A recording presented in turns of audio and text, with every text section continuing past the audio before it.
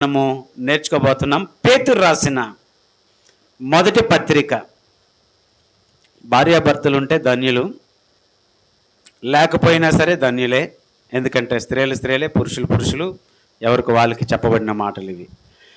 పేతురు రాసిన మొదటి పత్రిక 3వ అధ్యాయము 1 నుండి 9 వచనాలు దేవుని వాక్యాన్ని మనము చదువుకుందాం. తీశారా అందరూ?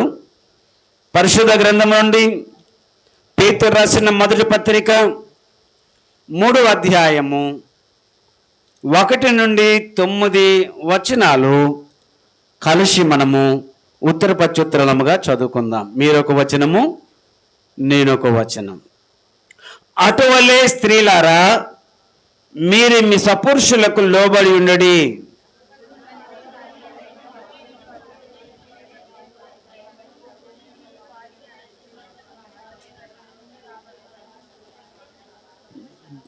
జడలు అల్లుకొనుటయు, బంగారు నగలు పెట్టుకొనుటయు, వస్త్రములు ధరించుకొనుటకును, వెలుపటి అలంకారము మీకు అలంకారముగా ఉండక,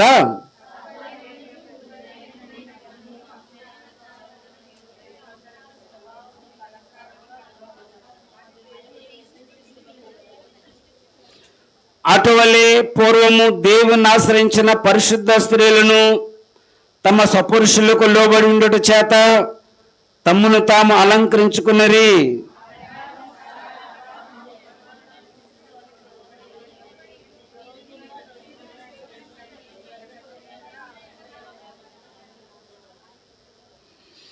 అటువలే పురుషులారా, జీవమను కృపావరములు ఎక్కువ కృపావరములు మీ భార్యలు మీతో పాలువారి ఉన్నారని ఎరిగి ఎక్కువ బలహీనమైన ఘటమని భార్యను సన్మానించి మీ ప్రార్థనలకు అభ్యంతరము కలుగునట్లు జ్ఞానము చొప్పున వారితో కాపురము చేయండి.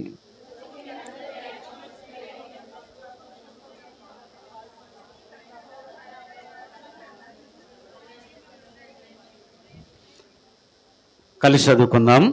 ఆశీర్వాదమునకు వారసులవుటకు మీరు పిలువబడితేరి గనుక కీడునకు ప్రతి కీడు, దూషణకు ప్రతి దూషణను చేయక దీవించుడి. ప్రార్థన చేసుకుందాం. ప్రియమైన మా తండ్రి, మా రక్షక, మీకు స్తోత్రాలు చెల్లిస్తున్నాం.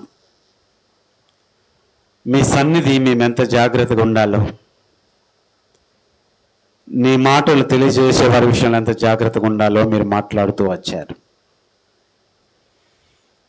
మేము చదువుకున్న వాక్య భాగముల నుండి అటువలే క్రీస్తును చూడండి, ఆయన మీ కొరకు శ్రమపడి బాధపడి ఆయన ఎంత పరిశుద్ధంగా జీవించారో అలా మీరు జీవించండి అని మాతో మీరు మాట్లాడండి. మాట్లాడబోతున్నందుకు మీకు స్తోత్రాలు. వచ్చిన బిడ్డలందరూ బట్టి, ఇంకా రావాల్సిన వారిని బట్టి ప్రార్థన చేస్తున్నాం. మాతో కూడా మీరుండి మీ నామానికి మహిమ తెచ్చుకోనండి. ఏ సంగతులు మీరు మాట్లాడి ఉన్నారో అటువంటి సంగతులు మాతో మీరు మాట్లాడి బలపరచమని యేసు క్రీస్తు నామమున అడుగుచున్నాను తండ్రి, ఆమేన్. సరే, కొద్ది నిమిషాలు దేవుని వాక్యాన్ని మనము విందాం. అటువలే క్రీస్తును చూడండి, అలాగే ఆయన మీరు చూడండి. ఎందుకు అనంటే మీకు చూపిస్తాను. ఏ వాక్యమైనా మీకు రిఫరెన్స్ ఖచ్చితంగా చూపిస్తాను. ఆయన అడుగు జాడల్లో మీరు నడుచుకున్న వలనని ఆయన మీరు వెంబడించండి అంటాడు. అయితే ఇక్కడ చదువుకున్న వచనాల్లో 3వ అధ్యాయము 1 నుండి 9 వచనాలు చదివారు. మీరు నా వైపే చూడండి, బైబిల్ వైపు చూడొద్దు. మీకు స్త్రీలకు ఒక ప్రశ్న. స్త్రీలకి ఎన్ని వచనాలు రాసి పెట్టారు అక్కడ? చూడొద్దు బైబిల్. 2 వచనాలు. పురుషులకి ఎన్ని వచనాలు రాసి పెట్టాడు దేవుడు అక్కడ? ఏంటి? 1. అంతేనా? 1 అంటారా?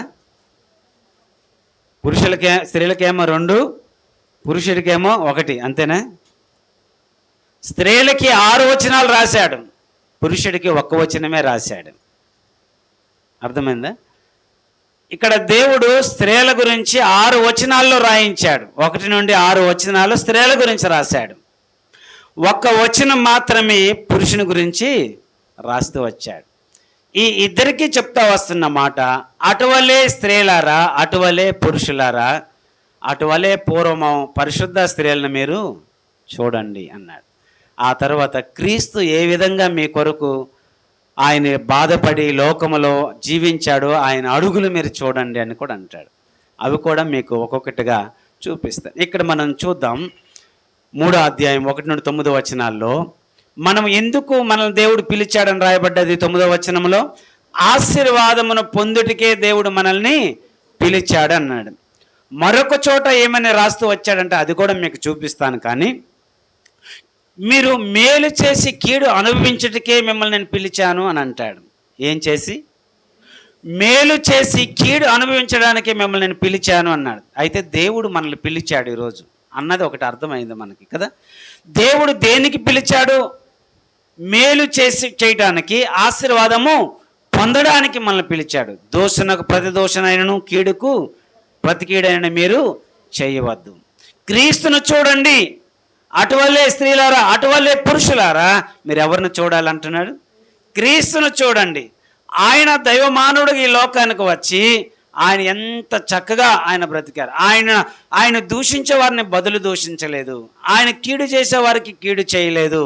ఆయన ఎంత చక్కగా భూమి మీద జీవించారో ఆయన్ని చూడండి అని అంటున్నది. మనుషులను చూస్తే లోపాలు కనబడతాయి. ఏంటి? ఏ మనిషి సరైన వ్యక్తి కాదు. నేను కరెక్ట్ అనుకున్న వ్యక్తి ఎవరైనా కావచ్చు, కానీ ఎవరూ కరెక్ట్ కాదు. కొన్నిసార్లు వాక్యం మనుషుడు నమ్మదగిన వాడు అనుకుంటాను, కానీ ఏ మనుషుడు నమ్మదగిన వాడు కాదు. ఏదో ఒక బలహీనత ప్రతి మనిషికి ఉంటుంది, నాతో సహా. కాబట్టి ఏ మనిషి సరైన మనిషి కాదు. దేవుడు ఒక్కడే సరైన వ్యక్తి. అందుకు మనం ఎవరిని చూడాలి? క్రీస్తును చూడాలి అంటున్నాడు. అంటే క్రీస్తును చూడండి. ఆయన ఈ లోకంలో ఎలా బ్రతికారో, ఆయన ఎలా బ్రతికి ఒక మాదిరి మీకు ఉంచిపోయారో, ఆ మాదిరికరమైన అడుగుల్లో మీరు అడుగు వేస్తే స్త్రీలారా, పురుషులారా, మీరు కూడా క్రీస్తు వలె మీరుంటారు అని అంటాడు. ఈరోజు దేవుని వాక్యంలో అటువలే స్త్రీలారా, అటువలే పురుషుల, అలాగే ఎవరిని చూడమంటున్నాడు? క్రీస్తుని చూడండి. మీకులాగే ఆయన కూడా మనిషిగా వచ్చాడు. ఆయన చూడండి, అలాగే చూడండి, ఆయన చూడండి, ఆయన చూసి అలాగే మీరు నడవండి. అప్పుడు మీ జీవితాలు చాలా ఆశీర్వాదకరంగా, దేవుడు అందుకే మిమ్మల్ని పిలిచాడు. మీరు ఎందుకు ఆశీర్వాదం పొందలేకపోతున్నారో తెలుసా? మీరు ఎందుకు మేలు చేయలేకపోతున్నారో తెలుసా? ఎప్పుడు దూషణ ప్రతి దూషణ, ఎప్పుడు కీడుకు ప్రతి కీడు చేద్దామనే ఆలోచన మీలో, తలంపులు మీలో. అందుకే మీరు ఆశీర్వాదింపబడలేకపోతున్నారు, మీరు మేలు చేయలేకపోతున్నారని అంటాడు. మనిషి ఆలోచన, మనిషి ఉద్దేశము ఎప్పుడు ఎవరికైనా కీడు చేద్దామా, ఎవరినైనా దూషిద్దామా అనే ఆలోచన చేస్తాడు. కానీ అరే నేను ఆశీర్వాదం పొందడానికి వారసునిగా పిలువబడ్డాను, మేలు చేయడానికి నేను పిలువబడ్డాను అన్న ఆలోచన లేకుండా లోకరీతిలోనే ఎప్పుడు దూషణకు ప్రతి దూషణ, కీడుకు ప్రతి కీడు, ఇలాగనే బ్రతుకుతున్నాడు. మరి ఎప్పుడు ఆశీర్వదింపబడతాడు ఈ మనిషి? ఆశీర్వదింపబడలేదు. నేను ఆశీర్వదింపబడ్డాను చెప్పుకోవాలి తప్ప, కానీ అది నిజమైన ఆశీర్వాదం కాదు. ఎందుకంటే దేవుడు నేను ఎందుకు పిలిచాడో అది మర్చిపోయి, దేవుడు నేను ఎందుకు నిలబెట్టాడో అది మర్చిపోయి, దేవుడు నేను ఎందుకు ఏర్పాటు చేసుకున్నాడో అది మర్చిపోయి, దేవుడు ఎందుకు నేను సంఘంలో పెట్టాడో అది మర్చిపోయి, దూషణకు ప్రతి దూషణ చేద్దామా, కీడుకు ప్రతి కీడు ఎప్పుడైనా కొడదామా, చెంప మీద చెంపకి దెబ్బ కొడదామా అన్నట్టే నువ్వు ఉంటే నువ్వెప్పుడు ఆశీర్వదింపబడతావయ్యా? నువ్వెప్పుడు దీవించబడతావయ్యా? నువ్వు దేనికి పిలువబడ్డావో ఆ పిలుపు మర్చిపోయావు. నువ్వు ఎందుకు ఏర్పరచబడ్డావో ఆ పిలుపు మర్చిపోయావు. దేవుడు ఎందుకు నియమించాడో ఆ స్థితి మర్చిపోయావు. నువ్వు ఎలా బ్రతుకుతున్నావో ఇప్పుడు నీకు అర్థం కావాలి. అందుకు ఇక్కడ స్త్రీల గురించి, పురుషుల గురించి చాలా చక్కని మాట్లాడు, అంటే ఒక కుటుంబం గురించి ఇక్కడ మాట్లాడబోతున్నాం. సాధారణంగా పెళ్ళిళ్ళలో ప్రసంగాలు, తరచుగా వచ్చే ప్రసంగాలు ఎలా ఉంటాయి చెప్పండి? ఏ ప్రసంగాలు ఉంటాయి?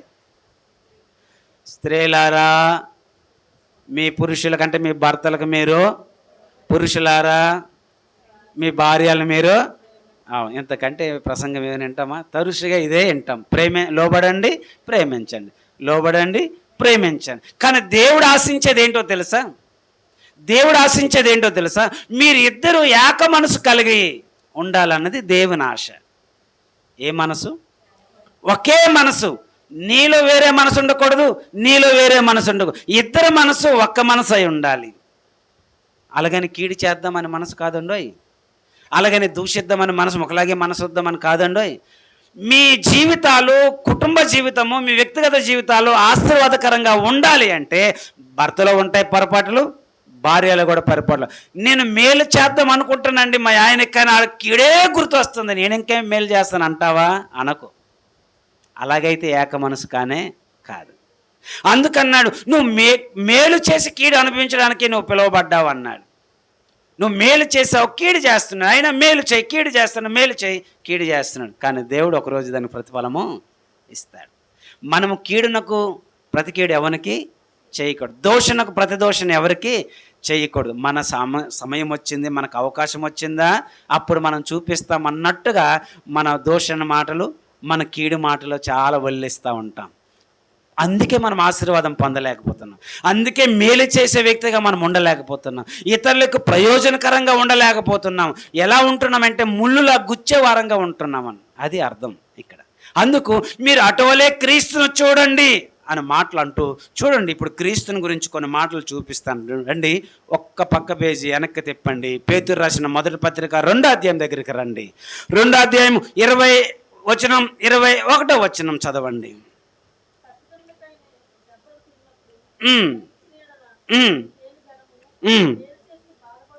మేలు చేసి బాధపడినప్పుడు మీరు సహించిన ఎడల అది దేవునికి హితమగును. దేనికి పిలువబడ్డారో చెప్పారు అక్కడ. క్రీస్తు కూడా మీ కొరకు బాధపడి మీరు తన అడుగు జాడల యందు నడుచుకున్నట్లు మీకు మాదిరి ఉంచిపోయెను. తర్వాత ఆయన పాపము చేయలేదు, ఆయన నోటను ఏ కపటము కనబడలేదు, ఆయన దూషింపబడి బదులు దూషింపలేదు, ఆయన శ్రమ పెట్టబడి బెదిరింపక న్యాయముగా తీర్పు తీర్చు దేవునికి తన్ను తాను అప్పగించుకొనెను. చాలండి. అక్కడ చదువుకున్న వచనాలు మనకు అర్థమవుతూ వస్తుంది. క్రీస్తు ఈ లోకములో బ్రతికిన కాలము, ఆయన ఎలా బ్రతికారో ఇక్కడ చెప్తా వస్తున్నారు. మనం ఎందుకు పిలువబడ్డామో 20వ వచనంలో చెప్పారు కదా. దేనికి పిలువబడ్డామని? మేలు చేసి బాధపడినప్పుడు అది దాన్ని బట్టి ఏమవుతుందంట? దేవునికి చాలా సంతోషం అనిపిస్తుంది. నా నిమిత్తమే కదా అని ఇంకా నిన్ను దీవించడానికి కానీ, నిన్ను ఆశీర్వదించడానికి కానీ నువ్వు అందుకే పిలువబడ్డావు అని అక్కడ మాట చెప్తున్నారు. మేలు చేసి కీడు అనుభవించావు, అది నీకు మంచిదే. కీడు చేసినా సరే నువ్వు మేలే చేస్తున్నావు, అది నీ మంచి స్వభావం, అది నీ మంచితనం, అది నీ మంచితనం, అది నీ మంచి బుద్ధి, మంచి స్వభావం. అవతల వాని గొప్ప కాదు. వారు ఎలాగున్నా నీ కీడు చేస్తున్నారా, నువ్వు మేలు చేస్తున్నావు. వారు ఎలా మాట్లాడినా నువ్వు మేలు చేస్తున్నావా, అది నీ మంచితనం, అది నీ గొప్పతనం. దేని బట్టి? దేవుని బట్టి. నువ్వు అందుకే పిలువబడ్డావు, మేలు చేయడానికే పిలువబడ్డావు. కీడు చేయడానికైతే నువ్వు పిలువబడలేదు. దేవుడు సంఘంలో అందుకు పిలిచాడా? దేనికి పిలిచాడు? సంఘంలోనికి మేలు చేయడానికే దేవుడు మనల్ని పిలిచాడు. కానీ ఈరోజు ప్రపంచంలో ఉన్న సంఘాలు ఎలా ఉంటున్నాయంటే ఒకరికి ఒకరి మీద విరోధం, ఒకరి కీడు, ఒకరి దూషణ. ఇదే తప్ప క్రైస్తవ జీవితంలో ఆత్మీయంగా ఎదుగుదామా, దేవుని కొరకు బ్రతుకుదామా, పరలోక రాజ్యం ఎంతమందికి కావాలంటే ఏమని చెయ్యెత్తుతాం. కానీ నోటి నుండి మాటలు మాత్రం, చేతితో చేతలు మాత్రం, కాలుతో నడక మాత్రం అన్ని దేవునికి విరుద్ధమైనవే. కానీ నేను పరలోకం వెళ్ళిపోతానన్న ఫీలింగ్లో ఉంటాం చాలాసార్లు. ఇక్కడ దేవుడు ఎలా ఉన్నారనేది చాలా విషయాలు చెప్తూ వచ్చాడు. క్రీస్తు మీ కొరకు బాధపడి తన అడుగు జాడల్లో మీరు నడుచుకునే వాళ్ళని ఒక చక్కటి మాదిరి మనకి ఉంచానన్నాడు. క్రీస్తు అడుగు జాడలో మనం నడవాలని, క్రీస్తును వెంబడించి ఆయనలా బ్రతకాలని, ఆయనలాంటి మనసు కలిగి ఉండాలని, ఆయనలాంటి స్వభావం కలిగి ఉండాలని, ఆయనలాంటి బుద్ధి కలిగి ఉండాలని, ఆయనలా ఉండాలని ఆయన ఈ లోకంలో మనిషిగా ఉండి ఆయన అనలేదెవరు? ఓ నువ్వు దెయ్యాలకు అధిపత్యం నువ్వు అని అన్నారా? తల మీద ముండ్ల కిరీటం పెడితే నువ్వు రాజువా అని హేళన చేయలేదా? వీపు మీద గుద్దలేదా, ఉమ్ము వీయలేదా, ఇన్ని చేశారు ఆయనకి. కానీ ఎవరికి కీడుకు ప్రతి కీడు ఎవరు ఆయన చేయలేదు. అంతేకాదు ఎవరిని దూషించలేదు. ఆయన నోట నుండి ఏ పాపము ఏ కపటము కూడా రాలేదు. అందుకు అటువలే క్రీస్తును చూడండి. అటువలే మీరు ఎవరిని అలాగే క్రీస్తును చూడండి. స్త్రీలారా, పురుషులారా, మీ కుటుంబము భార్యాభర్తలుగా మీ జీవితాలు ఆశీర్వాదకరంగా ఉండాలంటే మీరు మేలు చేయడానికి పిలువబడ్డారు. మీరు మేలు చేయడానికి పిలువబడ్డారు. అలా మేలు చేసి మీరు బ్రతుకుతూ ఉన్నప్పుడు మీరు ఆశీర్వదింపబడతారు. మీకు దీవెన వస్తుంది, మీకు మేలు కలుగుతుంది. అందుకు మీరు పిలువబడ్డారు. కీడుకు ప్రతి కీడు చేయడానికి పిలువబడలేదు. దోషణకు ప్రతి దోషం చేయడానికి మీరు పిలువబడలేదు. ఎందుకు మనం వచ్చామో, ఎందుకు దేవుని దగ్గర ఉన్నామన్న సంగతి మరచి లోకం మనలో చూపిస్తూ ఉంటాం, లోక మాటలు మనలో చూపిస్తుంటాం, లోక బుద్ధి మనలో చూపిస్తుంటాం, లోక జీవితాన్ని మనలో చూపిస్తాం. క్రీస్తు ఏడి? క్రీస్తు ఎక్కడో అమ్మేశాం, ఎక్కడో కట్టేశాం ఆయన్ని. అలా ఉంది ఈరోజు క్రైస్తవ యొక్క జీవితం. అందుకు ఆయన అడుగు జాడల్లో మనం నడుచుకున్న వలనని ఇక్కడ చెప్తా వస్తున్నాడు. ఒక కుటుంబం వ్యక్తిగత జీవితం, ఒక కుటుంబం అంటే భార్య భర్తలు ఎలా ఉండాలో చెప్తూ వచ్చాడు. భార్య భర్త విషయంలో ఎలా ఉండాలి, భర్త భార్య విషయంలో ఎలా ఉండాలో ఒక ఆయన అన్నాడు. వివాహము ఒక మంచి విత్తనము వంటిది అన్నాడు. మంచి విత్తనమే కదా మంచిగా మొలుస్తుంది. ఆ మంచిగా మొలిసే మొక్కే కదా మంచి ఫలాలు ఇస్తుంది. విత్తనమే బాగులేకపోతే మొక్క ఎక్కడి నుండి వస్తుంది? రాదు. అందుకు వివాహ దాంపత్య జీవితం బాగుండాలి. మొదట దానిలో ఉండిన మొక్క పిల్లలు వారు చక్కగా ఫలిస్తారు, మంచి మార్గంలో ఉంటారు. ఈ విత్తనమే బాగులేనప్పుడు మొక్కలు ఎలా ఉంటాయి చెప్పండి? పిచ్చి మొక్కల్లాగే ఉంటాయి. మంచి మొక్క రావాలంటే ఎలాగ వస్తుంది చెప్పండి? విత్తనం బాగులేదు. అక్కడ విత్తనం బాగుంటే మొక్క బాగా వస్తుంది.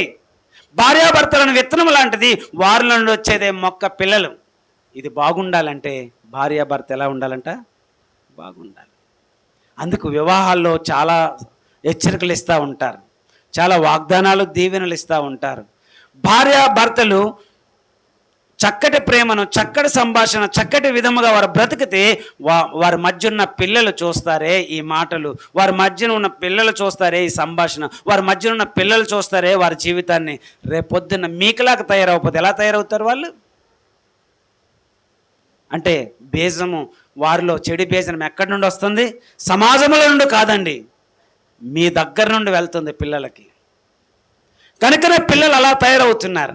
ఈరోజు తల్లిదండ్రులు బాగుంటే పిల్లలు బాగుంటారు, ఆ తర్వాత వారి పిల్లలు బాగుంటారు. అంటే ఇప్పుడు సమస్య ఎక్కడుంది? తల్లిదండ్రుల్లోనే ఉంది. ఈ తల్లిదండ్రులను విత్తనం దగ్గర ఉంది సమస్య. ఇది బాగలేనందువల్లనే ఒకరికి కీడు, ఒకరి దూషణ, ఒకరికొకరు రకరకాల మాటలు, భార్యాభర్తల మధ్యలో అలాంటి సంభాషణలు పిల్లల్ని బుర్ర పాడైపోయి ఒక అమ్మాయి అంటది చచ్చమరని వివాహం చేసుకొని అంటుంది. ఏమమ్మ అంటే, మా అమ్మని చూశాను, మా నాన్నని చూశాను, పెళ్ళి మీద నాకు ఏం పుట్టింది? వాడు చేసుకోలేదంటే అమ్మాయి. దేవుడు ఏమని సెలవిచ్చాడు? మీరు ఫలించండి, అభివృద్ధి పొందండి అని. ఎందుకు వీళ్ళు అలా రాలేకపోతున్నారంటే, మిమ్మల్ని చూశారుగా, మీ జీవితాలను చూశారుగా, మీ మాటలు చూశారుగా, మీరు ఎలా ఉంటున్నారో చూశారు కదా. వాళ్ళ మీద ఈ ప్రభావం పడుతుందండి. మీరు అనుకుంటారు వాళ్ళ మీద ఈ ప్రభావం పడుతుంది. వారి జీవితం సరిగ్గా వెళ్ళకపోవడానికి, సరైన మార్గంలో వెళ్ళకపోవడానికి కారణం మనమే, తల్లిదండ్రులుగా మనము అలా లేనందువల్ల వాడి నోటి నుండి దుర్భాషలు వస్తున్నాయి. వారి జీవితం అలా వంకరగా వెళుతుంది. కారణం ఎక్కడో తెలిసిన పిల్లలు కాదండి, తల్లిదండ్రుల్లోనే లోపం. ఏం చేస్తామండి? పిల్లల్ని కంటాం కానీ బుద్ధులు కంటామని తప్పదే. పిల్లల బుద్ధులు మారడానికి తల్లిదండ్రులే కారణం, అది తల్లిదండ్రులే కారణం. ఇక్కడ దేవుని వాక్యం చెప్తా వస్తుంది. అందుకు ఎలా ఉండాలంటే ఏక మనసు కలిగి ఉండాలి, ఏకభావం. అందుకు పౌలు అంటారు, రోమిలు రాసిన పత్రిక చూడండి 15వ అధ్యాయము 5వ వచనంలో ఒక చక్కటి మాట చెప్తా వస్తాడు. ఏమిటి ఆ మాట అంటే, ఏకభావంతో ఏక మనసు కలిగి మీరు ఉన్నప్పుడు ఏం చేస్తారో తెలిసిన, ఏమొస్తుందో తెలిసిన, దేవునికి మహిమ వస్తుందని చెప్తాడు. చదువుతారా? ఏకభావం గలవారై మన ప్రభువైన యేసుక్రీస్తు తండ్రి అయిన దేవుని మహిమపరచునట్లు ఒకరితో ఒకరు ఏం కలిసి ఉండాలి? మనసు కలిసి ఉండాలి. ఉండినట్లు ఓర్పునకు ఆదరణకు కర్తయగు దేవుడు మీకు అనుగ్రహించిన గాక. పాస్టర్ గారులు పెళ్ళిళ్ళు ప్రసంగాలు భర్తలు భార్యలు ఎలా ఉండాలో చెప్తారు, కానీ దేవుడు ఆశించేది ఏం తెలిసిన? మీరిద్దరు ఏక మనసు కలిగి ఏక శరీరం కలిగి ఒకేలాగా ఉండండి అని దేవుడు ఆశిస్తూ ఉన్నాడు. దేవుడు ఆశించేది మీరు అలా ఉన్నప్పుడు ఎవరికి మహిమ వస్తుందంట?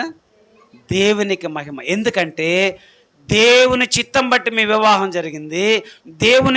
దేవుని ఏర్పాటులో మీ ఇద్దరిని దేవుడు ఒకటి చేశాడు. కనుకనే మీరు ఒకలాగా ఉండి కలిసి జీవిస్తున్నాడు, కలిసి ఉంటున్నప్పుడు మీ ద్వారా దేవునికి మహిమ వస్తుంది. ఈరోజు చాలా కుటుంబాల్లో సాతానుడు గలిబిలి పెట్టేస్తూ ఉన్నాడు. కారణం ఏంటంటే సాతానికి అవకాశం ఇచ్చడం వల్ల, సాతాను మధ్యలోకి రావడం వల్ల కుటుంబాలు అనక భార్యాభర్తల మధ్య మనసు పరదలై వేరే విధంగా సాతానుడు పెట్టి వారు సంతోషంగా ఆనందంగా ఏకంగా ఒకలాగా ఉండకుండా సాతానుడు బోల్డ్ రకాల పరిస్థితులు పెడతా ఉన్నాడు. కారణం ఏంటో తెలిసిన?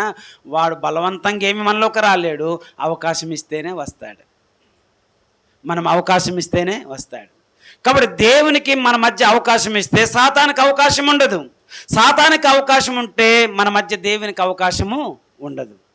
ఈరోజు భార్యాభర్తలారా, మీరు ఎలాగుండాలో, నువ్వు వివాహం చేసుకున్నావు, ఈ శ్రమలు ఇతను చేసుకున్నప్పటి నుండే నాకు ఈ బాధలు, ఈ శ్రమలు, ఈ కష్టాలు అనకూడదు. ఎందుకనంటే క్రీస్తు కూడా మన వలె ఈ లోకంలో మానవుడు ఎన్నో బాధలు ఆయన ఎన్నో హేళనలు, ఎన్నో దోషములు, ఎన్నో రకాలుగా ఆయన పెట్టారు. కానీ నోటుతో ఏ పాపమూ చేయలేదు. చేశారండి? బదులు ఎవరినైనా దూషించారా? దూషించలేదు. ఎవరికైనా కీడు చేశారా? చెయ్యలేదు. ఆయన ఎంత చక్కగా బ్రతికారనంటే చివరిలో అంటాడు కదా, ఆయన సమాధానమును వెతికి దాన్ని వెంటాడారే, అలాగా ఉన్నారే, అలాగ మనం ఉండాలి అంటాడు. అక్కడ 4 విషయాలు చెప్తా వస్తాడు. ఆ 4 విషయాలు మీకు చెప్తాను, చూడండి, రాసుకోనండి. నోటితో పాపము చేయలేదు. అటువల్లే క్రీస్తు మనలా బాధపడి ఒక 4 అడుగులు మన ముందు ఉంచాడంట. ఎన్ని అడుగులు? క్రీస్తు వేసిన 4 అడుగులు. చాలా అడుగులు ఉండొచ్చు, 4 అడుగులే చెప్తాను. భార్యాభర్తలు ఎన్ని అడుగులు వేస్తారంటారు? మీరు వేయలేదండి, 1 అడుగు వేసారా? 7 అడుగులే అని అంటారు కదా. భార్యాభర్తలు ఎన్ని అడుగులు? 7 అడుగులు. ఇక్కడ క్రీస్తు ఎన్ని అడుగులు? 4 అడుగులు చెప్తాను. ఈ 4 అడుగులు మనం వేస్తే చాలు, భర్తగా, భార్యగా, కుటుంబంగా మీ జీవితాలు మేలుకరంగా ఉంటాయి, ఆశీర్వాదకరంగా ఉంటాయి. ఆ 4 అడుగులు ఏంటనేది ఇక్కడ చెప్తా వస్తున్నాడు. మొదటి అడుగు, నోటితో పాపము చేయలేదు. అది 22వ వచనం. ఆయన నోటితో ఏ పాపము చేయలేదు, మనసులో ఏ కపటము కూడా లేదు. ఏంటంతేనా? రైట్. అది మొదటి మాట. రెండో మాట, బదులు ఎవరిని దూషించలేదు. త్వరగా నాకు సమయం అవుతా వస్తుంది. ఆ తర్వాత మూడోది, కీడునకు బదులు మేలు చేసను, కానీ కీడు ఎవరికి చేయలేదు. కీడునకు బదులు మేలు చేసను, కానీ కీడు మాత్రం ఆయన చేయలేదు. అంటే మీరు ఏం రాసుకుంటారు? కీడుకు బదులు మేలు చేసనని రాసుకోండి. 4వది, మీకు ఆ వచనాలు చెప్పాలి కదా. బదులు ఎవరిని దూషించలేదు అనేది 23వ వచనము. కీడునకు బదులు మేలు చేసినది 3వ అధ్యాయం 9వ వచనము. తర్వాత 4వ మాట, సమాధానం వెతికి దాన్ని వెంటాడు అన్న మాట 3వ అధ్యాయము 11వ వచనములో. మరలా చెప్తూస్తున్నాను, నోటుతో పాపం చేయలేదు అనేది 22వ వచనం, 2వ అధ్యాయం 22వ వచనం. బదులు ఎవరిని దూషించలేదు అనేది 2వ అధ్యాయం 23వ వచనం. కీడుకు బదులు మేలు చేసిన అనే మాట 3వ అధ్యాయం 9వ వచనం. సమాధానం వెతికి దాన్ని వెంటాడాడు అనే మాట 3వ అధ్యాయం 11వ వచనం. ఇవి 4 అడుగులు, క్రీస్తు వేసిన అడుగులు. ఈ 4 అడుగులు మనం వేయగలిగితే మన జీవితము మేలుకరంగా ఉంటుంది, ఆశీర్వాదకరంగా ఉంటుంది కదండి. ఇప్పుడు ఒక్కొక్క అడుగు క్లుప్తంగా చెప్పి స్త్రీలు ఎలా ఉండాలో, పురుషులు ఎలా ఉండాలో వివరణ మీకు ఇచ్చిన ముగిస్తాను త్వరగా. నోటితో ఆయన పాపము చేయలేదు. క్రీస్తు మీ కొరకు శ్రమపడి బాధపడి ఆయన ఎలాగైతే ఆయన అడుగు జాడలో మీరు నడవాలని మాధురించిపోయినో, ఆయన వెంబడించేవారు, ఆయన కలిగి ఉండేవారు క్రీస్తు అడుగు జాడలు ఏం చేయాలి? నడుచుకోవాలి. ఇప్పుడు మనం ఎవరు అడుగు జాడల్లో నడవాలి? చిన్నప్పుడు నాన్న కానీ అమ్మ కానీ నడుస్తున్నప్పుడు పిల్లలు వెనక ఆ అడుగులు అచ్చులు ఉన్నప్పుడు ఏం చేస్తారు చెప్పండి? పిల్లలు కూడా ఇది నాన్న అడుగు ఇది నా అడుగుల్లో నడిచే అనుభవాలు ఉన్నాయి మీకు? ఉండుంటాయి చాలామంది కదా. అచ్చులు కనబడితే ఆ అచ్చుల మీద పిల్లలు కూడా నడుస్తారు. అలా అచ్చులు కానీ కనబడకపోతే మా నాన్న అడుగు ఇక్కడ కనబడలేదు అంటే అక్కడ ఆగిపోతుంటారు. మన అడుగులు సరిగ్గా వేస్తే వెనక అడుగులు కూడా సరిగ్గా వస్తాయి. అందుకు క్రీస్తు ఆయన సరిగ్గానే అడుగులు వేశారు. ఆయన అడుగులు అనేకులకు మాదిరికరమే. ఆయన అడుగులు అనేకులకు దీవెనకరంగా ఆశీర్వాదకరంగానే ఉంచారు తప్ప ఆయన అడుగు ఒక్క అడుగు కూడా పాపం సంబంధించిన అడుగు కాదు. అందుకంటున్నాడు ఆయన నోటితో పాపము చేయలేదు అనే మాట. పాపం ఎరగని ఆయన మన కోసము పాపముగా ఆయన మారిపోవలసి వచ్చింది. అందుకంటాడు కదా 2 కొరింథీ రాసిన పత్రిక 5:21 ఈ మాట మాట్లాడుతాడు. పాపం ఎరగని యేసు ప్రభువారు ఎందుకు మన కొరకు ఆ సిలువలో పాపిగా వేలాడవలసి వచ్చింది అయ్యానంటే నీ పాపముల కొరకు. ఏంటంతేనా? మన పాపముల కొరకు, పాపమేంటో తెలియనిది పాపం ఎరగని ఆయన నీ కొరకు నీ పాపముల నుండి విమోచించడానికి, నీ పాపముల నుండి విడుదల చేయటానికి ఆయన ఎలా మార్చబడ్డారని రాయబడింది? పాపముగా మార్చబడిపోయారు. అలా చేయబడ్డారనే మాట అక్కడ రాస్తాడు. ఆయన నోట ఏ కపటము లేదు అని అంటాడు. యెషయా గ్రంథం 53:9 అంటాడు ఈ మాట. ఆయన నోట ఏ కపటము లేదు, ఆయన ఏ దోషము చేయలేదు అని అంటాడు. చదువుతారు ఈ మాట? ఆయన మరణమైనప్పుడు భక్తిహీనులతో ఆయన సమాధి నియమించారు, ధనవంతుల యొద్ద ఆయన ఉంచబడ్డారు. ఆయన అన్యాయం ఏమి చేయలేదు, ఆయన నోట ఏ కపటము లేదు. చాలాసార్లు మనం డైలాగ్లో ఏ పాపం చేయకపోతే ఏమీ చేయకపోతే ఎందుకు తప్పేస్తారు, ఎందుకు మాట్లాడతారని మనం ఈజీగా మాట్లాడేస్తాం మన నోటితో. అలాగే యేసుప్రభు వారు అన్యాయం చేశారా, యేసుప్రభు తప్పేం చేశారా, పాపం ఏం చేశారా, కానీ ఎవరితో నియమించారో అక్కడ సమాధి అక్కడ రాయబడ్డది. ఆయన ఎట్లా మాట్లాడుతున్నారో రాయబడింది. కానీ ఆయన నోట ఏ కపటము లేదు, ఏ పాపము లేదు. యోబు గురించి ఒక మాట ఉంటుంది. యోబు నోటు ద్వారా కూడా ఏ పాపము, మరి ఒక మానవుడే నోటు ద్వారా ఒక పాపమైనా చేయలేదు. భార్య అన్నది, స్నేహితులు అన్నారు, అతనికి ఉద్రేకం వచ్చిన మాటలే మాట్లాడారు, కోపం వచ్చినట్టుగా మాట్లాడారు, బాధ కలిగినట్టుగా మాట్లాడారు. కానీ ఒక్క మాట కూడా నోటితో అయిన మాటలు. అదే మనమైతే చెప్పండి, పాము కంటే పడగిప్పేస్తాం పెద్దగా, ఎంత సర్రమంటామో. ఇది క్రైస్తవ జీవితం అనుకుంటాం మనము. కానీ యోబు నోటు ద్వారా ఏ పాపమైనా చేయలేదు. అందుకే ఆయన న్యాయంగా నడుచుకున్నాడు, అందుకే భయభక్తులు కలిగి నడుచుకున్నాడు, అందుకే ఆయన అందరి ఎడల చక్కగా బ్రతిక యథార్థంగా బ్రతికారనే మాట ఆయన గురించి మనం చూస్తాం. ఈరోజు క్రీస్తు అడుగు జాడలో మనం నడవాలి, ఆయన వెంబడించాలంటే మొదటి అడుగు, నీ అడుగు ఎలాగ ఉండాలో తెలిసిన, నీ నోటు ద్వారా కానీ, నీ క్రియల ద్వారా కానీ, నీ చేతుల ద్వారా కానీ, నీ ఉద్దేశపూర్వకం కానీ ఏ విధంగా అయినా పాపము. ఇప్పుడు చెప్పండి, నా చేతులు ఎప్పుడు పాపం చేయలేదండి, నా కళ్ళు ఎప్పుడు పాపం చేయలేదండి, నా నోరు ఎప్పుడు పాపం చేయలేదండి, నా కాళ్ళు ఎప్పుడు పాపం చేయలేదండి, నా శరీరం ఎప్పుడు పాపం చేయలేదండి, నా ఊహలు ఎప్పుడు పాపం చేయలేదండి, నా ఉద్దేశాలు ఎప్పుడు పాపం నేను పరిశుద్ధులను అని మీరు అనండి. శబాస్, నీకు చప్పట్లు కొడతా. ఎవరైనా ఉన్నారా? కానీ పైకొచ్చి మనం మాట్లాడుతామే నేనే పరిశుద్ధుడును అన్నట్టు. జగమెరిగిన దేవునికి సమస్తము ఎరికే. ఆ సంగతి మనం ఎప్పుడు మర్చిపోకూడదు. దేవుని పిల్లలుగా అలాగ మన నోటితో పాపం చేసి లోకములో జీవించి క్రీస్తు అడుగు జాడలో నేను నడుస్తున్నాను, క్రీస్తుని వెంబడిస్తాను అని చెప్పే మాట పెద్ద అబద్ధం. ఏదేది పెద్ద అబద్ధం అది అన్నమాట. నోటితో ఒక మాట, క్రియలు ఒకలాగా, జీవితం ఒకలాగా, ఒకలాగా మనం అన్నప్పుడు, కానీ నోటితో ఎంత తేనెలా మాట్లాడుతామో తెలుసండి. ఆహా, క్రైస్తవ జీవితము అంటే ఆటలు కాదు. లోకము నిద్రిస్తుంది, ఎవరు కళ్ళు కనబట్టలేదు, నేను ఒక్కడనే తెరిచి చూస్తున్నా అనుకోకో. పిల్లలకు అనుకుందంట, కానీ ఇంటి వాళ్ళందరూ చూస్తున్నారు, దానికే తెలియలేదన్నమాట. చాలాసార్లు మనం అనుకుంటాం అలాగా. నోటితో ఆయన పాపము చేయలేదు అనే మాటలు అక్కడ మనం చూస్తూ వస్తాం. స్నేహితులు అన్నారు, భార్య అన్నది, యోబు అనలేదా? కానీ ఒక్క మాట కూడా ఆయన మాట్లాడలేదు అన్నట్టు ఒక్కటన్నాడు. మూర్ఖులు మాట్లాడినట్టు ఎందుకు మాట్లాడుతావు అన్నాడు తప్ప కానీ నువ్వు మూర్ఖురాలు అన్నాడా? అది సరే, అంత మటుకు చాలు. చదవండి 2:23 ఏం చేశారో దేవుడు ఎవరిని దూషింపలేదు. ఆయన శ్రమ పెట్టబడి బెదిరింపక న్యాయంగా తీర్పు తీర్చి దేవునికి అప్పగించుకున్నారు. ఎవరికి అప్పగించుకున్నారు? అది న్యాయంగా తీర్పు తీర్చే దేవునికి అప్పగించుకున్నారు. ఆయన కొట్టారు, ఆయన తిట్టారు, ఆయన మాట్లాడారు. నేనెవరినో తెలుసా అని బెదిరించలేదు. న్యాయంగా తీర్పు తీర్చే దేవునికి ప్రభువా చూడండి ఎవరికి అప్పచెప్పారు. అది క్రీస్తు మంచి జీవితం. అలా మనము నడుచుకోవాలని, ఆయన అడుగు జాడల్లో నడుచుకోవాలని దేవుడు కోరుకున్నాడు. ఎవరిని మనం దూషిస్తే మనము క్రీస్తును వెంబడిస్తున్నామని చెప్పే మాట అది మీకే వదిలేస్తున్నా. కాబట్టి దూషించకూడదు. ఇప్పుడు యోసేపు ఉన్నాడు. ఎవరు? యాకోబు.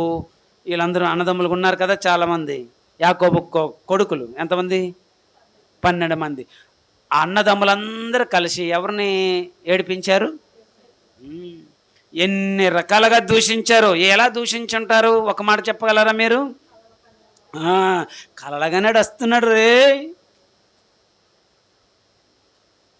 అతడు ఆ విధముగా దేవుడు చూపించిన మాటలు వారితో చెప్తే అది హేళనగా తీసుకున్నారు, దూషిస్తున్నారు, చాలా రకాలుగా ఆయన మాటలు అన్నారు.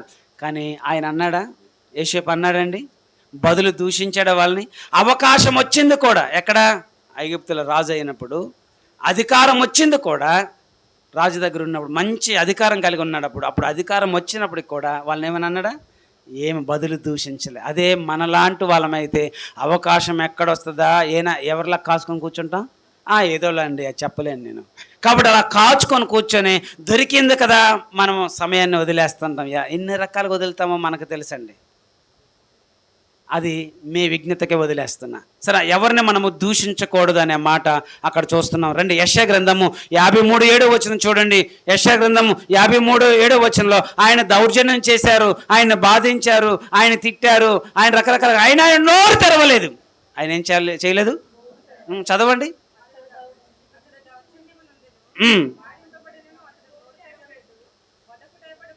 ఆయన చాలా చిత్రహింసలు పెట్టారు, కానీ ఒక్క మాట ఆయన నోరు తెరిచి అన్నారండి? దూషించారా?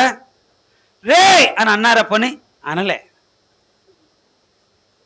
ఆయన మౌనముగానే ఉండిపోయారు. ఆయన మౌనంగా ఉండిపోయారు. అది బదులు దూషించలేదు అని. ఆ రకంగా మనము ఉండాలి అన్న మాటలు అక్కడ మనం చూస్తాం. తర్వాత రండి, మనం 3వ మాటకు వచ్చేద్దాం. క్రీస్తు అడుగుల్లో 3:9 కీడునకు ప్రతి కీడు ఎవరికి చేయకండి. ఇక్కడ ప్రభు కీడునకు బదులు మేలు చేసి, ఏం మేలు చేశారు ప్రభు చెప్పండి? నా వైపు చూడండి. ప్రభు ఏ మేలు చేశారు? మనమేం కీడు చేశాం చెప్పండి ప్రభుకి? సరే, మీరు చెప్పరు, నేనే చెప్తాను. మనము దేవునికి ఏం కీడు చేశాం? దేవుడు మనకేం మేలు చేశాడనంటే మనం ఆయనకి సిలువ వేశాం. ఆయన్ని సిలువ వేశాం అంటే మనం ఏం చేశాం చెప్పండి? కీడు చేశాం. ఆయన మనకు రక్షణ ఇచ్చాడు అంటే ఆయన ఏం చేశారు? మేలు చేశారు.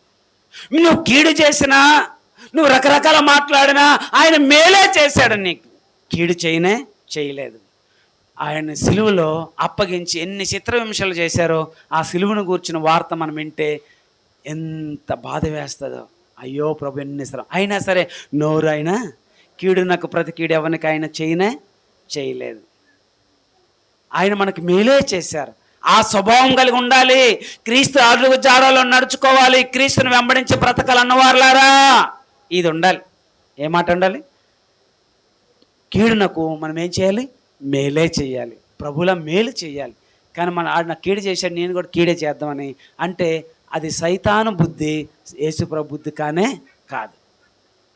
ఎవరైనా కానీ మేలు చేసేవారుగా మనం ఉండాలి అనే మాట మనం చూస్తున్నాం. అయితే దావీదు సౌలు గురించి ఇక్కడ జ్ఞాపకం చేస్తాను. దావీదు యుద్ధంలో నిలబడి యుద్ధం యెహోవాది అని అన్నాడు. అయితే ఇశ్రాయేలులందరికీ మంచి రక్షణ వచ్చింది గొలియాతును చంపడం వల్ల. శత్రు పీడ వదిలిపోయింది. అలాంటి సౌలు దావీదుని ఏం చేయాలి? మెచ్చుకోవాలి, అతను అన్నట్టుగా బహుమానాలు ఇవ్వాలి. కానీ ఏం పూనుకున్నాడు? అసూయపడ్డాడు. ఆయన ఎలాగైనా కీడు తలపెట్టాలని వెంటాడాడు. ఈటి చాలాసార్లు విసిరాడు. కానీ దావీదుకి అవకాశం వచ్చింది ఒక చోట, కానీ కీడు చేయలే. అది దావీదు. ఈరోజు క్రైస్తవులు అలాగ ఉండాలండి. క్రైస్తవులు అలాగ ఉండాలి. నిద్రపోతున్నాడు, ఒక్క పోటుతో అసలు సౌలు చంపేస్తారు. దావీదు దొరికిపోయాడు, కానీ మాట అనలేదు. అభిషేకింపు వాడిని నేనేం ముట్టకూడదని వెళ్ళిపోయాడు. అది ఒక క్రైస్తవుడికి ఉండవలసిన తెలివి, జ్ఞానం. అది దేవుడు ఏర్పాటు చేసుకున్న మనుషుని విషయంలో మనం ఏమీ అనరాదు, అంటే కీడు మనకే అన్న ఆలోచన లేక చాలాసార్లు మనము అనేద్దాం. ఆలనేటి అని ఎంత చక్కగా మాట్లాడుతారో వీళ్ళు. అది తప్పండి. కానీ దావీదు అలా చేయలేదు అనే మాట మనము చూస్తాను. ఒక మాట మీకు చూపించమంటారా? చూడండి, రోమాపత్రిక 12:17 దశలోను రాసిన మొదటి పత్రిక 5:15 ఈ 2 వచనాల్లో ఒక చక్కటి మాటలు రాయబడిన మాటలు మనం చూస్తాం. రోమాపత్రిక 12:17 చదువుతారా? కీడుకు ప్రతి కీడు ఎవనికి చేయవద్దు, మనుషులందరి దృష్టికి యోగ్యమైన వాటిని గూర్చి ఆలోచన కలిగి ఉండండి. అక్కడ రాయబడిన మాట ఆలోచన బట్టే కీడు చేయాలా మేలు చేయాలా ఉంటుంది. ఏమండి, రైటా? మన ఆలోచన బట్టే ఉంటుంది. అందుకు యోగ్యమైన ఆలోచన చెయ్యండి. ఎదుటి మన ఎడల కీడు చేయాలని ఆలోచన వచ్చిందా, కీడు చేసేస్తాం అంతే. అది సైతాన బుద్ధి. అందుకు కీడుకు ప్రతి కీడు ఎవరికి నీవు చేయవద్దు, యోగ్యమైన ఆలోచన చేయండి. యోగ్యమైన ఆలోచన ఎవరిదో తెలుసా? దేవునిది. క్రీస్తు బిడ్డలు అలాగుండాలని చెప్తున్నాడు. యోగ్యమైన ఆలోచన. భర్త భార్యల విషయంలో కానీ, వ్యక్తిగత జీవితంలో కానీ ఎవని ఎడల కీడు చేసేవారుగా మనం ఉండకూడదన్నాడు. కానీ మనం ఎప్పుడు దొరుకుతుందా అని చూస్తూ ఉంటాం. అది క్రైస్తవ జీవితం అనుకుంటున్నారు, కానీ అది మంచి పని కానే కాదు. దశలోనికి రాసిన మొదటి పత్రిక 5:15 అక్కడ కూడా చక్కగా చెప్తా వస్తున్నాడు. ఎవడను కీడునొక్కు ప్రతి కీడు ఎవరికైనా చేయకుండా మీరు ఎలా చూసుకోవాలి? జాగ్రత్తగా చూసుకోనండి. మనం కీడు చేసేవారం ఉంటే మనకి మరొకరు కీడు చేసేవారు తయారవుతారు. అందుకే వేగుతావు, నీ మీద ఇంకో బలవంతుడు వస్తాడు. అప్పుడు ఏం చేస్తావు? అది ఎప్పుడూ మనం మర్చిపోకూడదు. ఈరోజు నేను అధికారంలో ఉన్నాను, నేను చక్కగా ఉన్నాను, నేను ఏదైతే అది అయిపోద్దని అనుకుంటే నీ మీద ఇంకొకడు వస్తాడు. అప్పుడు నువ్వేమవుతావు అనేది నీకు తెలియాలి. ఖచ్చితంగా దేవుని వాక్యం ఏంటో మనము మర్చిపోతున్నాం. దేవుడు ఏం చెప్తున్నాడో అది మనకు అర్థం కావట్లేదేమో. అందుకు కీడునకు ప్రతి కీడు ఎవరికి నువ్వు చేయవద్దు, యోగ్యమైన ఆలోచన కలిగి నువ్వు ఉండాలి అని అన్నాడు. సరే, అంత మట్టుకు చాలు. 4వ మాట 3:11 సమాధానం చదవండి. సమాధానమును వెదికి దాన్ని వెంటాడవలెను. ఏమి వెతికండి? సమాధానం. నోటితో పాపం చేయకూడదు, బదులు దూషించకూడదు, బదులు కీడు చేయకూడదు. అయితే మనం ఏమి వెతకాలి? అందుకే పౌలు తిమోతి అంటాడు, తిమోతి ఎవరిని వెంటాడమంటాడు? ప్రార్థన చేయవారితోనూ, భక్తిగా జీవించే వారితోనూ, దేవుని యందు భయభక్తులు కలిగిన వారితోనూ నువ్వేమి చేయాలి? వారిని వెంటాడు, అలాగుండు అని అంటాడు. అట్లాగ ఉండాలి మనం. అది ఇక్కడ చెప్తా వస్తున్నాడు. యేసు ప్రభువు వారి లోకానికి ఎలా వచ్చారంట? నశించిన దానిని వెదక రక్షించడానికి అని లోకాసువార్త 19:10 చెప్తాడు. నశించిపోతున్న మనల్ని వెదుకు రక్షించడానికి వచ్చాడు తప్ప బదులు దూషిద్దాం, నువ్వు పాపం చేసావు, నేను చెప్పినట్టుగా వినలేదు, నువ్వు చెప్పినట్టుగా బ్రతకలేదు, నువ్వు అనుభవించి కీడు చేయలేదు, దూషించలేదు, ఆయన ఎటువంటి పాపం కూడా చేయలేదు, వెదికి నీకు మేలే చేశాడు. అది క్రీస్తు స్వభావం. అలాంటి అడుగు జాడల్లో మీరు నడవడానికి ఆయన అడుగు జాడలు మీకు మాదిరిగా ఉంచి పోయాను. ఆయన వెళ్ళారు. అది అంటున్నాడు ఇక్కడ. ఇప్పుడు ఆయన అడుగు జాడల్లో మన అడుగులు ఏం చేయాలి? ఇప్పుడు వెయ్యాలి. ఆయన అడుగు జాడల్లో మనం అడుగు వేసి ఉండాలి అంటే క్రీస్తులా మనము ఆయన మార్గంలో నడవాలి. అందుకు ఇక్కడ 3:1-9 మనం చదువుకున్నాం. అటువలే స్త్రీలారా, అటువలే పురుషులారా అని ఇద్దరి గురించి చెప్పాడు. ఎవరి గురించి చెప్పాడు? స్త్రీ గురించి చెప్పాడు, పురుషుడి గురించి. ముందు ఎవరి గురించి చెప్పాడు? స్త్రీ గురించి ఎన్ని వచనాలు చెప్పాడు? పురుషుడి గురించి ఎన్ని వచనాలు? ఇదేంటిది? స్త్రీకేమో 6 వచనాలు, పురుషుడికేమో 1 వచనం. అంటే ఇప్పుడు కుటుంబానికి ఎవరు ప్రాముఖ్యత ఇప్పుడు తెలుస్తుంది మీకు కదండి. దానికి 5వ వచనంలో అన్నాడు కదా, చదవండి 3వ అధ్యాయం 5వ వచనం. అటువలే పూర్వము దేవుణ్ణి ఆశ్రయించిన పరిశుద్ధమైన స్త్రీలు తమ సపురుషులకు లోబడి ఉండుట చేత తమ్మును తామును ఏం చేసుకున్నారు, అలంకరించుకున్నారనే మాట చెప్తూ వచ్చాడు. పూర్వము పరిశుద్ధమైన స్త్రీలు, దేవుని ఆశ్రయించిన స్త్రీలు, భయభక్తులు కలిగిన స్త్రీలు, వాళ్ళు పరిస్థితి ఎలా ఉందో తెలుసా? బయటేమో సింహం, లోపల కూడా సింహం. ఏంటో తెలుసా? బయట నిరో చక్రవర్తి, క్రైస్తవుడుగా బయటికి వెళ్ళి ఆరాధించుకోవడం అంటే క్రైస్తవులు విమర్శిస్తాడు. ఇంట్లో సింహం ఏంటో తెలిసిన? మారిన భర్త. ఏ భర్త? మారిన భర్త. ప్రార్థన ఎప్పుడు ప్రార్థనేనా అంటాడు, బైబిల్ చదువు ఎప్పుడు చదువుకోవడమేనా అంటాడు. ఇన్ని రకాల పరిస్థితులు ఇవన్నీ మందిరానికి వెళ్దామంటే ఉండదు. అక్కడ పరిశుద్ధమైన స్త్రీలకి సహవాసంగా కూడుకునే అవకాశం లేదు. సంఘానికి వెళ్ళి మందిరానికి వెళ్ళి దేవుని వాక్యం ఉందని అవకాశం లేదు. సహవాసంగా ఉండి ప్రార్థిద్దామనే ఆశ వారికి ఉన్నా సరే అలాంటి అవకాశం వారికి లేదు. తపన అయితే వారికి ఉంది, కానీ అవకాశం అయితే వారికి లేదు. ఈరోజు మనకి అవకాశాలు అయితే చాలా ఉన్నాయి, ఏమి లేదు? ఏమి లేదు చెప్పండి? తపన లేదు, అదే ఆశ లేదు. అవకాశాలు ఏంటి తెలిసిన? బైబిల్ స్టడీ ఉంది, శుక్రవారం ఉంది, ఆ వారం ఉంది, ఈ ఓ 3 వారాలు ఉన్నాయి మన సంఘంలో సమాజంగా కూడుకుని సహవాసం కూడుకుని ఆరాధించడానికి బ్రతుకులకు. కానీ ఏమి లేదు. వెళ్దాంలే. ఎంత చక్కగా మాట్లాడతారండి స్త్రీలు. ఎంత అవకాశం ఉన్నా సరే నిమిషానికి దేవుని మందిరంలో ఆరాధించడానికి, వాక్యం వినడానికి, దేవుని సహవాసం ఎంత దగ్గరగా మనకున్నా సరే ఈరోజు స్త్రీలకు ఏమి లేదు, తపన కనబట్లే. ఏమక్క రావట్లేదు, ఏం చేస్తాం. ఓ నాయన, జాండంత మనసు చూడడానికి మాత్రం సమస్య ఉంటుందంటే వీళ్ళకి సమయం ఉంటుందంట. అదేనా జాండంత మనసా? నాకు తెలియదండి, ఎవరంటే అన్నాను అంతే. సరే ఏదో ఒకటి అండి, పిన్నో గన్నో ఏదో ఒకటి పని. దానికి చూడడానికి సమయం ఉంటుంది, కానీ దేవుని మందిరానికి రావడానికి మాత్రం ఏముండదు వీళ్ళకి, అవకాశాలు ఉండవంట, తపన ఉండదు వీళ్ళకి. కానీ దేవుడు ఎంత ప్రేమిస్తున్నాడో తెలిసిన. అందుకంటున్నాడు, అటువలే పూర్వం పరిశుద్ధ స్త్రీలు మీరు చూడండి. వారికి మందిరానికి వెళ్ళి సహవాసం కూడుకొని ప్రార్థించి దేవుని సందులో కూడుకునే అవకాశం లేకపోయినా సరే వారు దేవుణ్ణి ఆశ్రయించి తమ సపురుషులకు లోబడి తమను తామును ఎలాగ అలంకరించుకొని దేవుని కొరకు జీవించి భర్తలను మార్చుకున్నారో చూడండి ఆ స్త్రీలారా అంటున్నాడు ఇక్కడ. అది అందుకు ఏమన్నాడు తెలిసిన? 3వ అధ్యాయం 1వ వచనం 2వ వచనం చదవండి. ఇప్పుడు 3వ అధ్యాయం 1వ వచనం 2వ వచనం చదవండి. అటువలే స్త్రీలారా మీరు మీ సపురుషులకు లోబడి ఉండండి. వాక్యం లేకుండా మీ భర్తలను ఖచ్చితంగా దేవుని మందిరానికి మీరు నడిపించవచ్చు అన్నాడు. ఈ మందిరంకి వెళ్తుంది కానీ స్తోత్రాలు పాడపడుతుంది, కానీ ఆయన బలిచ్చేస్తుంది. పరిశుద్ధ అని పాడుతుంది, కానీ నువ్వు అపరిశుద్ధుడు అని తిడుతుంది. ఇంకేం మారుతాడు? నువ్వు దేవుని దగ్గరికి వెళ్ళినా సరే ఆ స్వరమే. అందుకే బైబిల్లో ఉన్నదనుకుంటాం, అన్యుడి స్వరమే దేంతో పోల్చాడు? దేవుని బిడ్డ ఏ స్వరంతో పోల్చాడు? తడిమి చూస్తే చూడకపోతే అదనమాట. అలాగుంటుంది మన స్వరాలు. ఇంకెందుకు ఆయన మారుతాడు? ఇంకెందుకు ప్రభు దగ్గరికి వస్తాడు? ఇంకెందుకు ప్రభువులో ఆయన బలపడతాడు? మీ స్వపురుషులకు మీరు లోబడాలి. అంటే మీ సొంత భర్తలకు మీరు ఏమవ్వాలి? మీ భర్తకు మీరు లోబడాలి. దేవుని వాక్యం అయితే చెప్తుంది. అందుకు అలంకరణ విషయంలో ఏమన్నాడో తెలిసిన?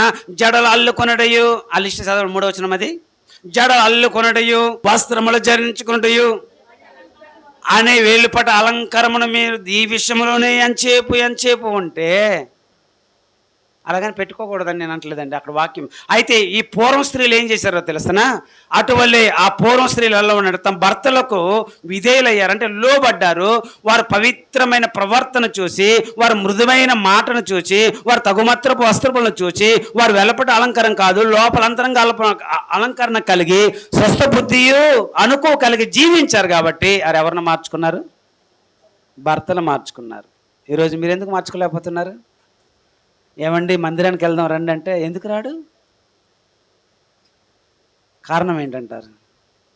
అందుకే 6 వచనాలు చెప్పాడు స్త్రీలకి, 1, 2 కాదు, 6 వచనాలు చెప్పాడు. అందుకు కుటుంబాన్ని ఏలడానికి, కుటుంబాన్ని కట్టుకోవడానికి స్త్రీకి ఏమి ఉండాలి చెప్పండి?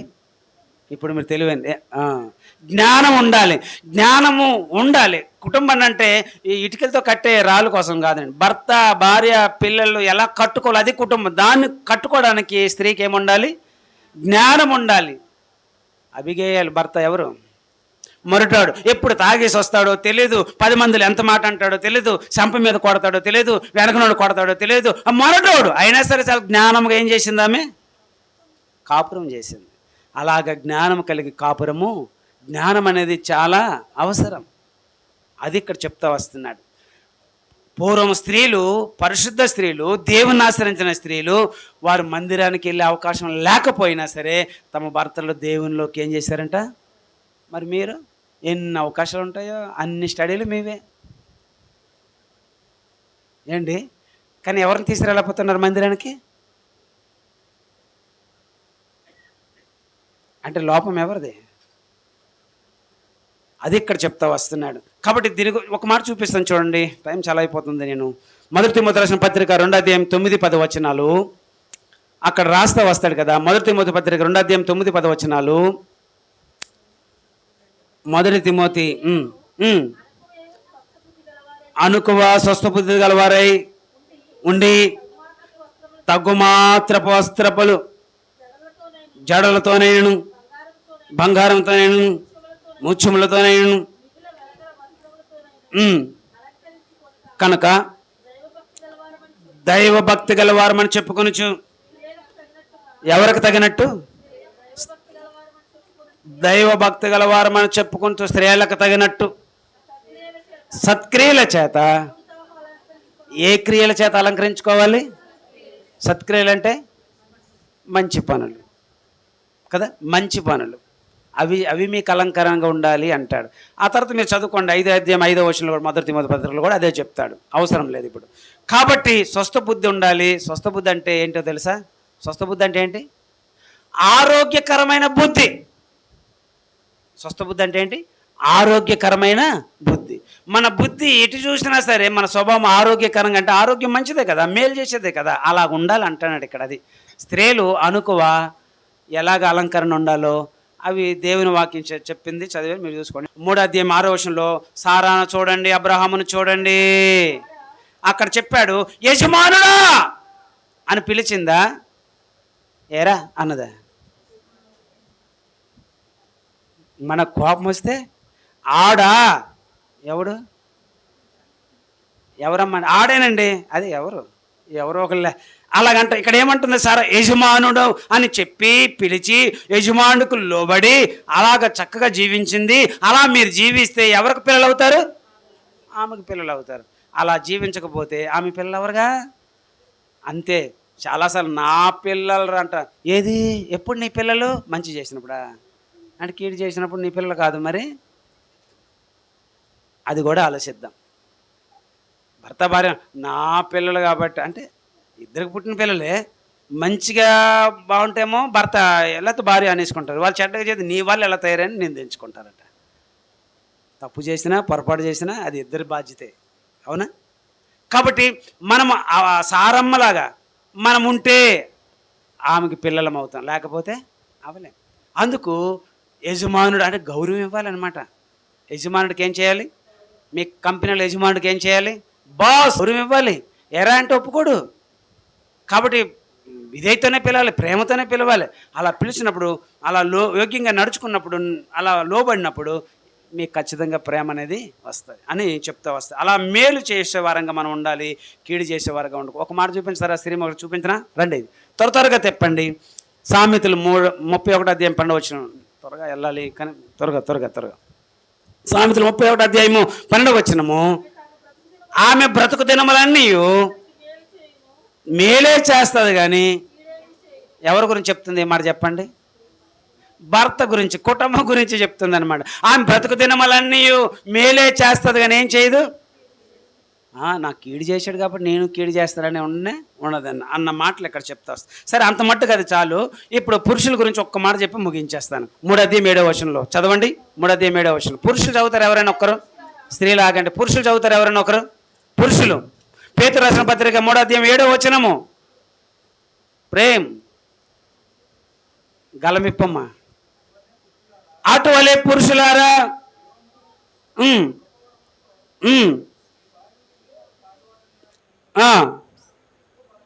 ఎక్కువ బలహీనలని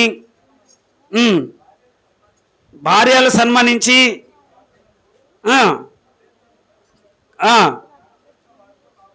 జ్ఞానము చొప్పున వారితో కాపురం చేయండి అట.